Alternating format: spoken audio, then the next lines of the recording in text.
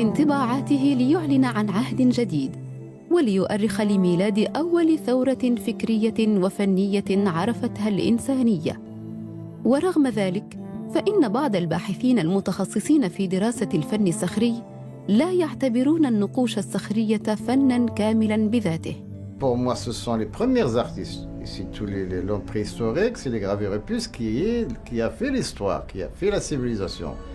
Il nous a enregistré son époque. Il nous a déterminé les éléments. Il s'est déjà conscient. Il est conscient de la valeur du dessin. Le style d'art rupestre, c'est l'un des plus parfaits. Et pourtant, il n'est pas primitif. Il est d'une perfection remarquable. Si vous avez les gazelles, vous avez vu comment s'appelle, les rhinocéros, si vous avez tout les... d'une perfection, d'un figuratif, ça s'appelle le réalisme. مسألة دراسة أصل وتطور الإنسان لم تشغل فقط اهتمام علماء الآثار، بل شغلت أيضاً فلاسفة ومفكرين وأدباء وفنانين.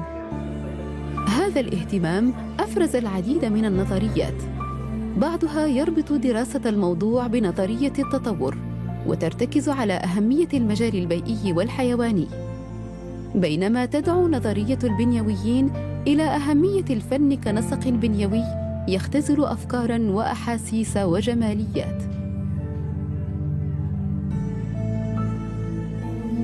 جل المدارس الفنية مرتبطة بظهور تيارات فكرية وفلسفية كالطبيعية، الواقعية، الرمزية، التكعيبية والبنيوية أو السوريالية.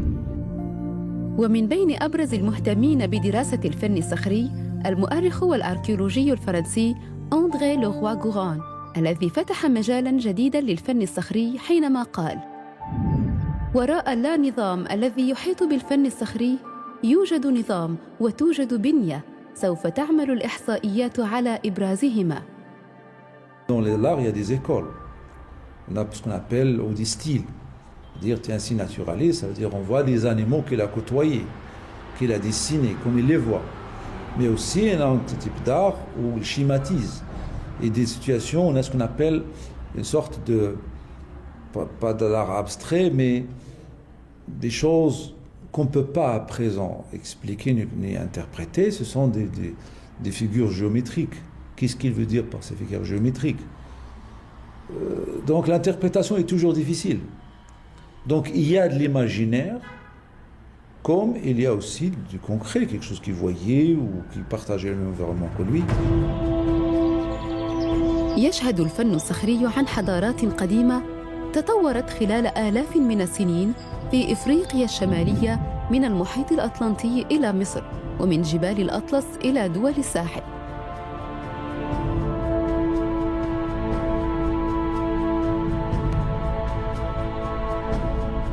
ما يميز النقوش الصخرية المغربية هو كونها تختزل مجمل العصور الحجرية، انطلاقاً من حقب ما قبل التاريخ إلى بداية التاريخ. منذ نهاية القرن التاسع عشر إلى اليوم تم جرد ما يقارب حوالي 300 موقع أثري للنقوش الصخرية، وهي موزعة على ضفاف الأنهار وفوق الهضاب العليا من التراب المغربي. يمتد تاريخ أقدم النقوش الصخرية بالمغرب إلى ما بين 8000 و7000 سنة قبل الميلاد، وتتميز هذه الرسوم بأساليب طبيعية ومتنوعة، من أشهرها أسلوب تازينا. نجد أسلوب تازينا بمنطقة أقا، حيث توجد أزيد من 10 مواقع للنقوش الصخرية، من بينها موقع تيونزوين.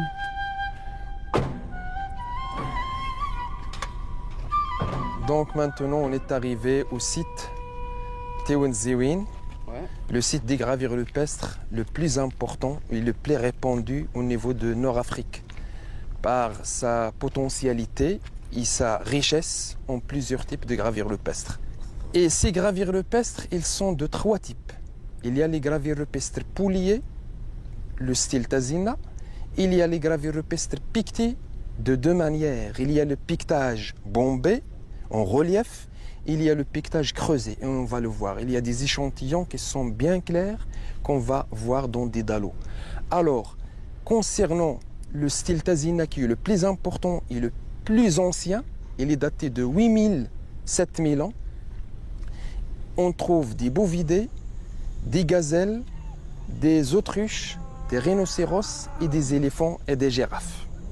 Donc tout ça nous montre qu'il y avait des conditions de vie.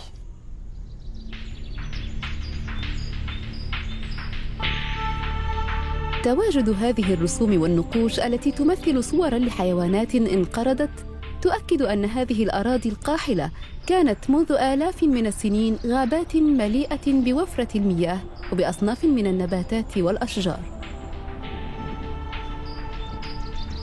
On est près maintenant de deux dalles qui nous montrent deux gravures rupestres pouliées. Il y a une gazelle, vous la voyez. Donc c'est une belle gazelle avec des cornes qui sont merveilles. Vous voyez là, il y a les cornes, la tête, les pattes et le tronc.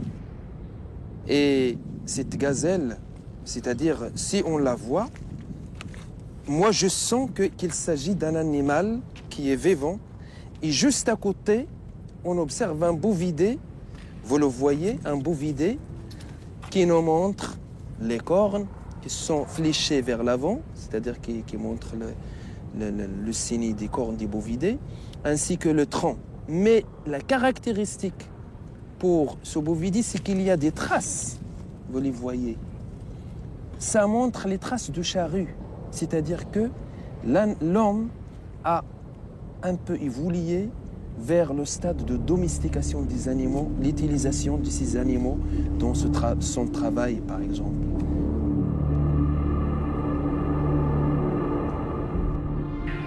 تعتبر مواقع الأطلس الكبير بكل من ياغور ووادي درعا من أهم المواقع الأثرية للصخور المنقوشة المتواجدة جنوب مدينة مراكش.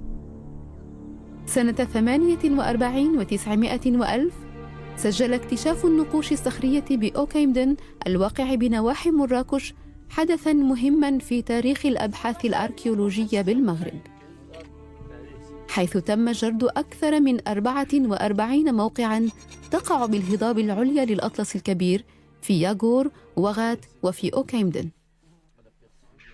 El trabajo que estamos haciendo desde el año pasado consiste en volver a documentar las rocas que ya habían sido estudiadas desde los años 40 por los maestros anteriores a nuestra llegada.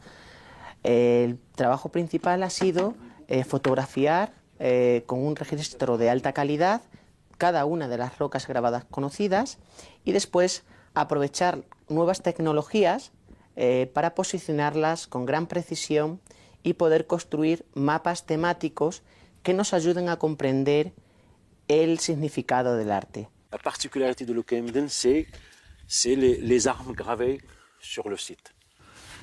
Sur cette gravure, il y a une autre gravure d'un poignard, dont le manche est par là.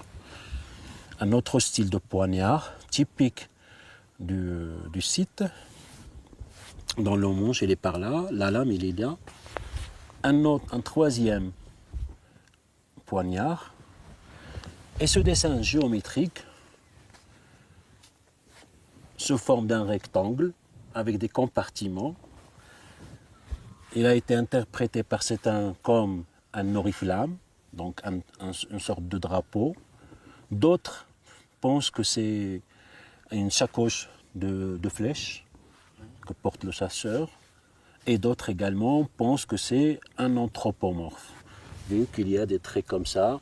Et on en a d'autres gravures ailleurs, notamment à Yagour, où on a des anthropomorphes schématiques de ce genre.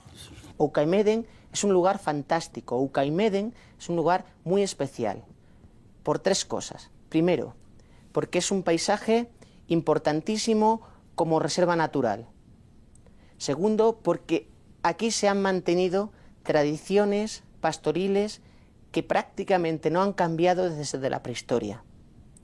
Y en tercer lugar, porque hay un conjunto muy grande de grabados que nos ayudan a estudiar esa secuencia evolutiva desde los más antiguos hasta los más modernos.